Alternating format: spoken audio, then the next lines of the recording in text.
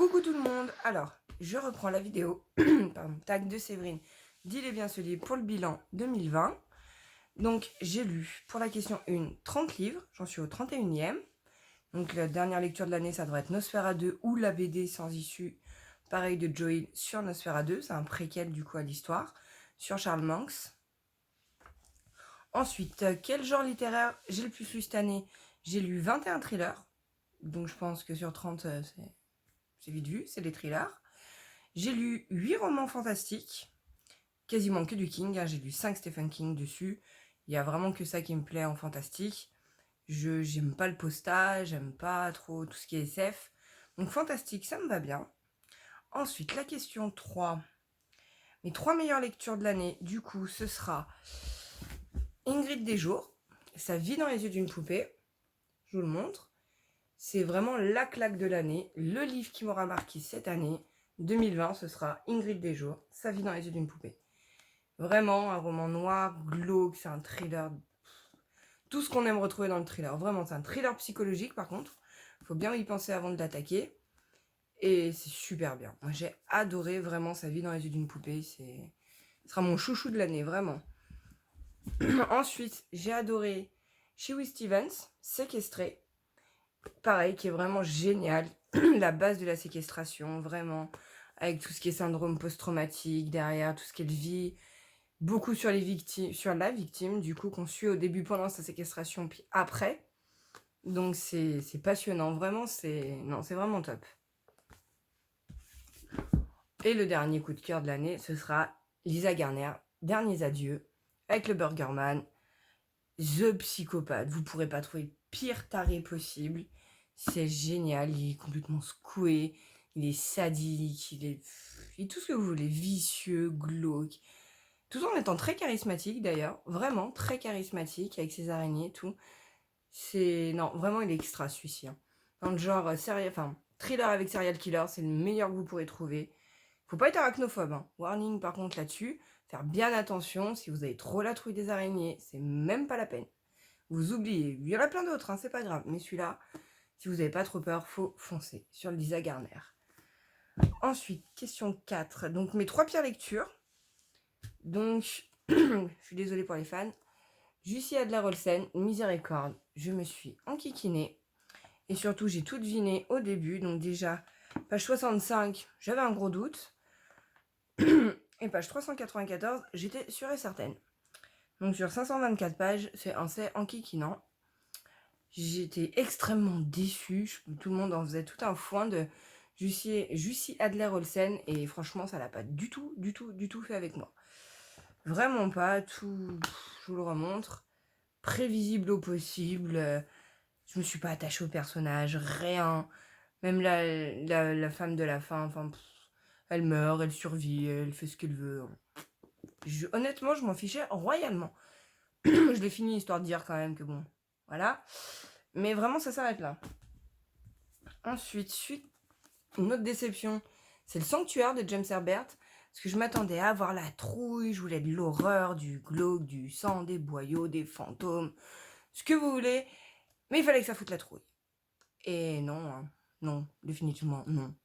Peut-être la fin qui devait foutre la trouille, mais comme j'ai lu en diagonale, ben voilà. J'ai attendu tout le début que ça avance, et puis...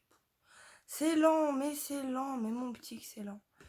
Il fait 565 pages. Et franchement, attendre 500 pages pour qu'il se passe enfin quelque chose, trop long pour moi. Vraiment beaucoup trop long pour moi. La petite fille qui est possédée... non, franchement, ça partait bien hein, de base. Hein. Une petite fille possédée, oulala, ça fait peur, machin. Rien du tout. Et niet. Donc, celui-là, je vous le recommande pas, honnêtement. Après, ou alors faut être patient. Pour les plus patients d'entre vous, il n'y a pas de souci, mais il faut pas attendre que ça bouge du départ, hein, parce que ça ne bouge pas du tout. Et la pire de toutes les pires lectures, mais c'est même pas de l'année 2020, c'est de ma vie entière. Toute ma vie de lectrice. J'ai jamais lu un truc pareil. Honnêtement, c'est le pompon de la pomponnette pour moi. C'est pas supportable à lire, c'est pas possible. Je vous présente mon amie Karine Gable avec Les Morsures de l'ombre. Que j'ai trouvé cette lecture exécrable, mais au possible. Toutes les femmes dans ce roman, mais toutes les femmes, se sont fait manipuler par des hommes, se sont fait avoir par les hommes à un moment donné de leur vie. Tous les hommes pensent avec tout ce qui se passe en bas de leur ceinture. Tous font des réflexions graveleuses. Il n'y en a pas un qui échappe. Le personnage principal est graveleux, forcément. Hein. Des insultes à chaque phrase. L'histoire, tout ça pour ça. Quand j'ai atteint la fin, je me suis dit, ah ouais, ok, c'est bien. J'avais presque de la peine pour le pauvre mec qui était séquestré. Hein. Honnêtement, j'ai même pas compris pourquoi. Enfin, il méritait pas ça, hein, honnêtement. Hein. Le jour où il vous arrive ça dans la vie, vous faites pas ça à quelqu'un d'autre. Hein. C'est pas... Même en étant taré, enfin, le pauvre, il méritait pas ça, quoi. Même si c'était une saleté finie, hein. Trompe sa femme, etc. Mais il méritait pas d'être séquestré comme ça, hein. Franc pas, hein. Et voilà, et j'ai détesté ce livre. Mais du début à la fin, de la première à la dernière page, je me suis dit, oh là là, donc quand je me suis embarquée, je voulais le finir parce que c'était dans le cadre d'un challenge, donc je me suis dit, bon, il va faire un effort, puis on sait jamais, peut-être que la fin allait être sympa, ça allait péter, ça allait être top, le dénouement nickel, une explication à tout. Ouais, bah j'attends encore, hein, honnêtement. Je relirai plus de Karine Gable, honnêtement, ça sera sans moi les prochaines. Je peux pas, la femme fragile, pauvre petite chose fragile, manipulée par le grand méchant monsieur, l'homme dans sa toute puissance. Non, c'est pas pour moi, hein. Honnêtement, on oublie, c'est sans moi. Donc voilà, je sais que c'est pas grave, hein. Je sais qu'il y a beaucoup de femmes Karine Gable, tant mieux, mais j'en ferai pas partie. Donc du coup, question 5, ma bonne surprise, Paul Cleave, que je ne connaissais pas, Nécrologie de Paul Cleave. Il est génial, écrit tout à la première personne, l'histoire est tordue au possible, ça touche du coup un sujet tabou. J'ai adoré, je me suis éclatée tout du long, d'ailleurs j'ai la suite à lire, la collection, que j'ai acheté direct après l'avoir fini du coup. Vraiment génial, la Nécrologie de Paul Cleave, je vous le conseille, c'est la base, il est génial, j'adore.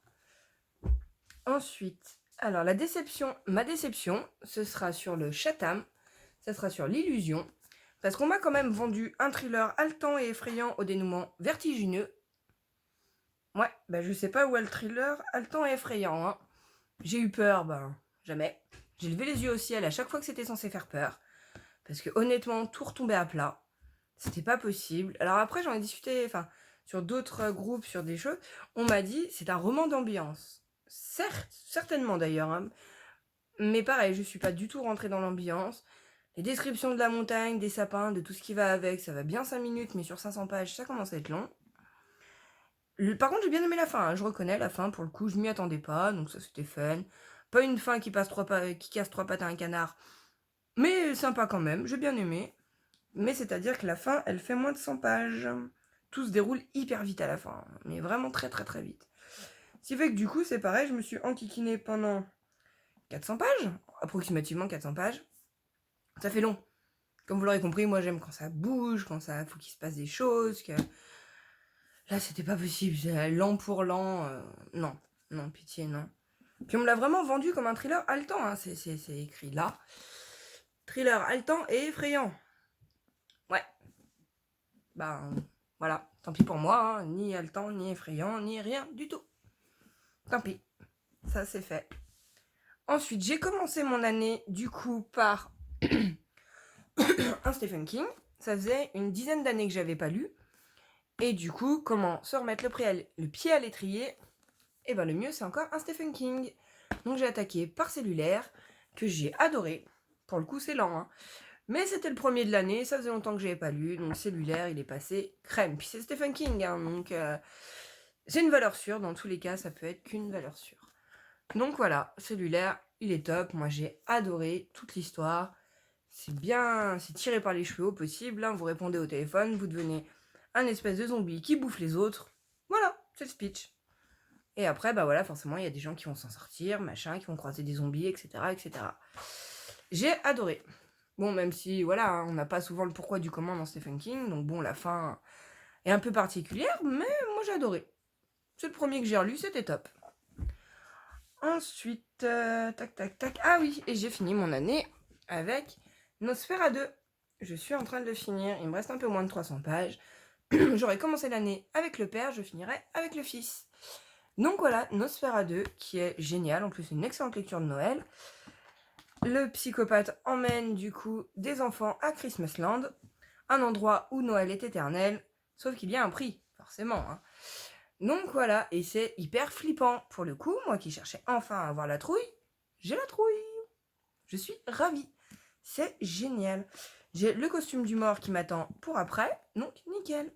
Donc voilà, et si j'ai le temps, j'espère bien trouver le temps, j'enquillerai sur Sans issue, toujours par Joel, et c'est un préquel du coup à Nosfera 2. Ils vont ensemble. Tant qu'à faire, autant enquiller avec l'autre. Donc voilà. Ensuite, question 8. Les derniers livres que j'ai mis dans ma palle. Donc, avec mes petites étrennes de Noël, j'ai suivi, comme toujours, les conseils de Séverine sur le groupe Il est bien ce livre et des autres membres du groupe. Et je me suis pris Le Cheptel de Céline Dangean. Bon, comme je suis pas douée, j'ai pas vérifié, il y avait un tome 1. La fille de Cali. Donc bon, bah j'ai plus qu'à aller m'acheter La fille de Cali. Mais sinon, voilà, j'ai acheté Le Cheptel, un bébé de 900 et quelques pages. Ça devrait m'occuper un petit moment. Donc je suis bien contente. Et après, j'ai pris Envers et contre Tom de Bev Thomas. Parce que Séverine l'avait adoré. Elle avait dit que c'était un excellent thriller psychologique. L'auteur est elle-même psychologue pour enfants. Donc, normalement, c'est de la bombe. Ça devrait bien se passer pour moi. Tout ce qui est thriller psychologique, j'adore. Même si pour le coup, en général, c'est pas très speed. Il y a quand même des bonnes révélations. Ça réfléchit beaucoup. J'aime énormément le genre de bouquin. Donc j'espère que ça fera comme pour Sa vie dans les yeux d'une poupée, que ce sera un bon thriller psychologique. Donc voilà. Ensuite, un moment qui a marqué ma vie de lectrice. Cette année, on va dire le confinement. Le premier en mars, parce que c'est le moment où je me suis remise vraiment à lire comme il faut. Après 10 ans d'abstinence. Donc du coup, voilà. Je pense on va dire que c'est le début du confinement. C'est là où j'ai rattaqué du coup de Stephen King. C'est là où je me suis bien remotivée. J'ai regardé toutes les vidéos possibles et imaginables, du coup, des booktubeuses, pour essayer de me remotiver un peu, savoir quoi lire. Et puis on m'a donné des livres à cette époque en même temps. Ma mère m'a récupéré des bouquins, dont Cellulaire forcément. Et c'est ça qui m'a remotivée. Les vidéos, plus des petits cadeaux en livre. Donc nickel, je me suis remotivée. Donc on va dire que le mois de mars 2020, c'est ce qui m'a motivée. C'est mon moment marquant de cette année. Ensuite, ma première lecture de l'année. Ça sera Le Cri. Parce que ça fait plusieurs mois que je dois le lire avec un ami et que je l'ai toujours pas lu. Donc il faut absolument que je le lise en premier cette année. C'est Le Cri de Nicolas Beuglet qu'il faut que je lise. C'est une trilogie en plus, donc si c'est sympa, j'aurais plus qu'à enquiller sur les deux autres. Donc c'est nickel. Donc normalement, voilà, j'aime bien, je retourne hôpital psychiatrique, c'est parfait. Voilà. Après, j'avais vu une interview où il disait qu'il n'allait jamais sur les lieux. Donc là, ça se passe à Oslo, enfin quelques kilomètres d'Oslo. Donc on va voir pour tout ce qui est description.